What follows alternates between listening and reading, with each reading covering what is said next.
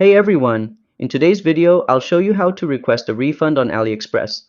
And in some cases, you may even get your money back and keep the item. Let's get started. Step 1.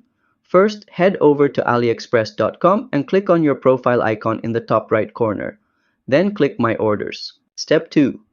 Find the product you want to request a refund for. On the right-hand side, click Returns Refund under that item. Step 3. You'll now be asked to provide some details, like the delivery status and why you're requesting a refund. Select the most accurate option, whether it's defective, not as described, or late delivery. Step 4. After entering your reason, click Confirm to submit the refund request. Make sure to upload any photo or video proof if required. And that's how you request a refund on AliExpress and possibly keep the item. If this helped you, give it a like and subscribe to How to Tutor for more smart shopping tips. See you next time!